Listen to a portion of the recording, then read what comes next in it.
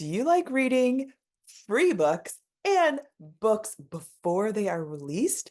Then this is the video for you because I'm going to teach you everything I have learned about ARCs, how to get them. Those are advanced reader copies of books from potentially your favorite authors and then discovering new authors as well. I have been gifted, I don't know if you can see this or if it's blurred, but that one is Megan Quinn, who is one of my favorite romance authors. Jenny Slate, if you've heard of her, Cara Bastone, El Cosimano, so many people that I absolutely love. And I've also discovered a lot of authors that I have not been exposed to before and have come to really appreciate. So let's talk everything ARCs.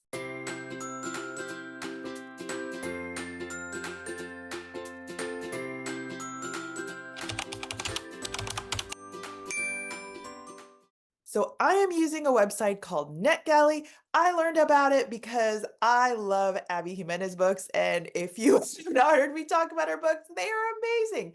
And so she had mentioned her new book is going to be on NetGalley. So obviously I ran to sign up on NetGalley as soon as I saw that because again, I love deals. I love books. And if they're free and advanced reader copies, I love that. So signed up on NetGalley and friends, I do not have a huge following. You do not have a social following in order to get some of these really good titles. And even if you don't get the super popular titles or popular authors at first, there are so many amazing books out there that are waiting for you to be discovered. And who doesn't love free books to be able to expand your horizon, see different authors, and all of that, right? And so I highly recommend you go sign up, create an account, and you can have just a few things that you do, whether that is Amazon reviews, because that costs you nothing. If you buy books on Amazon and you loved a book, go rate that with whatever your honest review is. That helps the authors, friends. So if you love authors, go help them by rating their books on Amazon or wherever you buy them. So that is one thing. You can refer to your Amazon book reviews. If you have socials, if you have a book talk, if you have a bookstagram, or if you have a booktube, those are all things that you can put into your profile because those are weighed in. Obviously, people want to give copies to people that will talk about them and share the message. So they will ask you for the platform of wherever you review.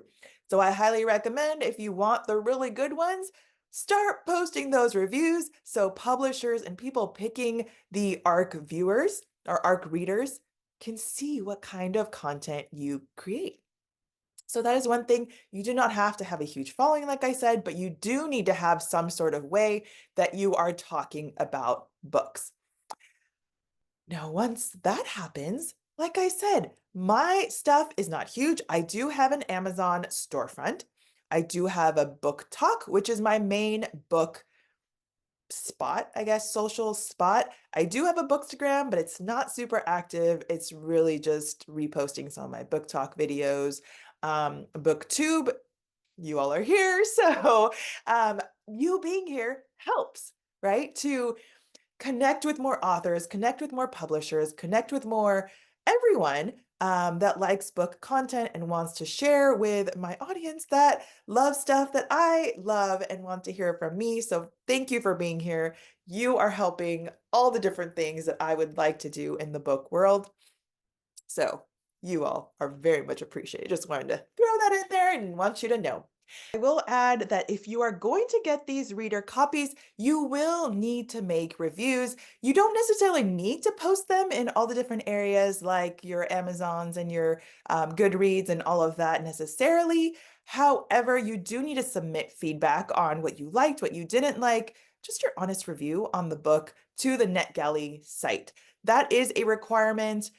Well, if you don't do it, you probably won't get picked for the future books. And they like you to have a certain percentile. They say 80%. I'm never at 80% because I applied for a bunch and then they come in and I haven't read all of them yet. So I obviously won't submit reviews until I am done with them. But that is the expectation. And they do have links at the bottom to say, where else did you submit your reviews. And so often mine are Goodreads, or if I make something to post on Book Talk or my BookTube, I will post those links as well. But again, just want to let you know that if you are getting these for free, I mean, technically you get nothing for free, so they do expect a feedback form to be filled out, slash, if you talk about it, just let them know where you talked about it so they can find it.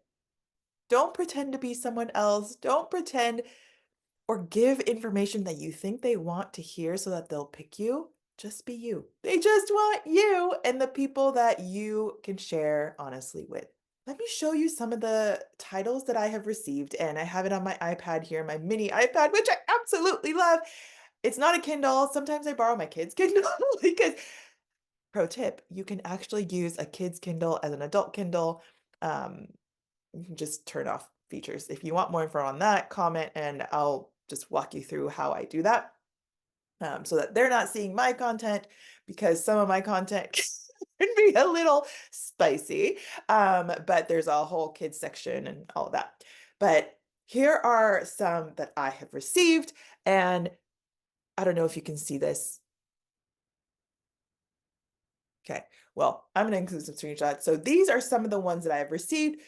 Someone Like You is one that I'm reading right now from Sandy Barker, and that's not coming out until another month from now or so. But I always try to go with the first releasing, because some of the ones I have been approved for are not coming out until early 2025. And so it gives me a little more time and space to read it before it comes out so I can have those reviews out before it comes out, because it really does help authors to have some people that have already read it and rave reviewed, hopefully, prior to the book releasing. And so I definitely want to get it in there before it releases. Some I've had to do right after it releases, but nonetheless, like to read it in order, but sometimes I just get a flood of all of a sudden approvals. And so I do have to prioritize. And obviously I have my Libby, my Everend, my Hoopla, my everywhere else reading that I have my TBR list too. So I try to stick to my TBR list. Try is the opt word,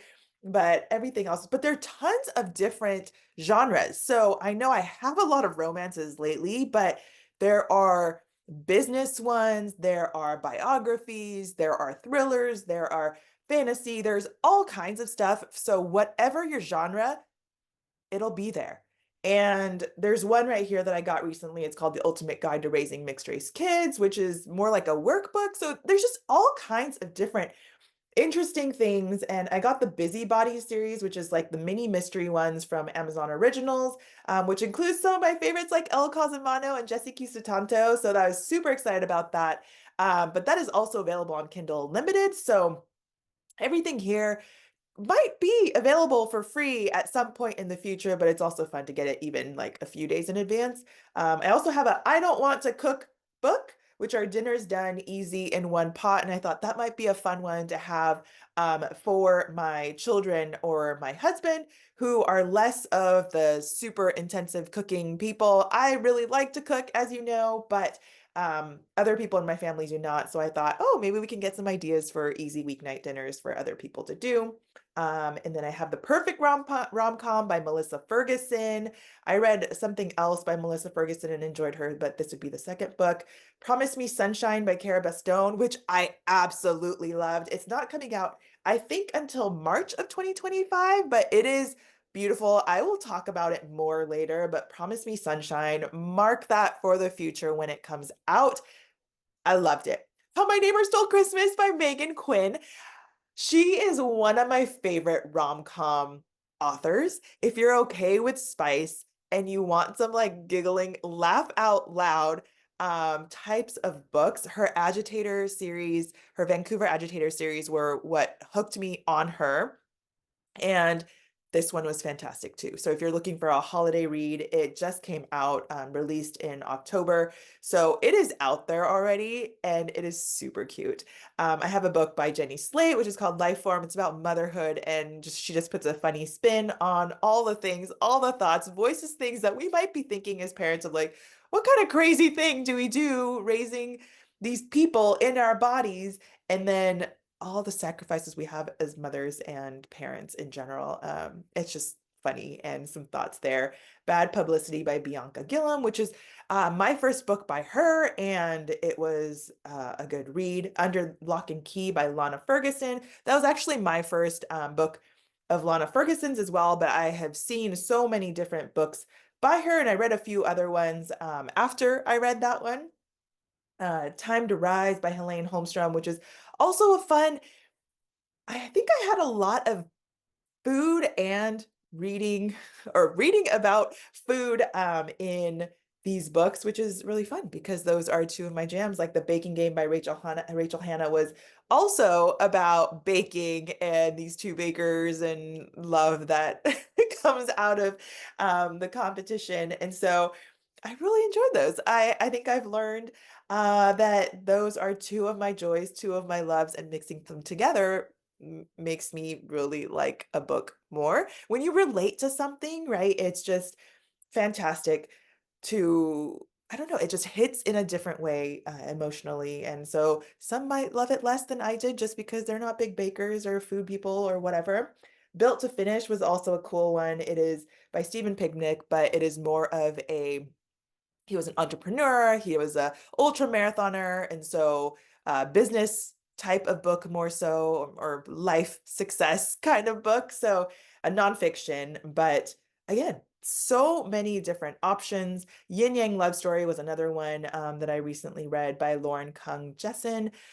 Fun Asian American themes. So a lot of things that I could relate to. Again, going back to the theme of finding books that really hit home for you in different ways. And I think I just love that about books because a lot of people can read the same book and come away with so many different things, which is why every book is not going to be a hit with every single person, but you find your people, right? Wish I Were Here by Melissa Weisner was also another one that I enjoyed because I think a lot of us often wish we were somebody else until it happens. And then you realize how much you appreciate being yourself and the life that you live. And the people that support you and join you along the way. Just something to know for you to look out for because I failed on this a few times is make sure when you are requesting a book, if it is a second one in the series or something like that, make note of that because I had two that I requested that were the second book of the series and I had not read the first one, but I was so excited about what it sounded like and I was like, "Ooh, I've seen that before." And so I requested it. But one of them I haven't gotten to the first book yet, and the second book that I have that I am yet to get to is The Love We Found by Jill Santopolo, where The Light We Lost was the first one, and it was a huge hit. I have not read it, but thankfully, The Love We Found isn't coming out until first quarter of 2025. And so I have some time to catch up on book one before I get to book two, because I don't want to just read book two, right? That's just crazy. And so sure you know which number book it is if it's part of the series.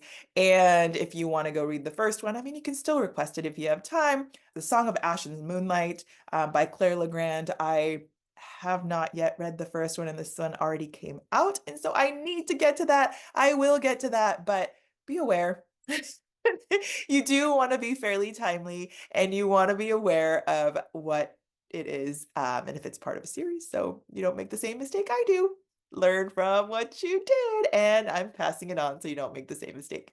So many great books that I have been granted the privilege to read and to read in advance and be able to support these authors that I love, small and really popular, already bestseller authors, but I love the variety. I love the free.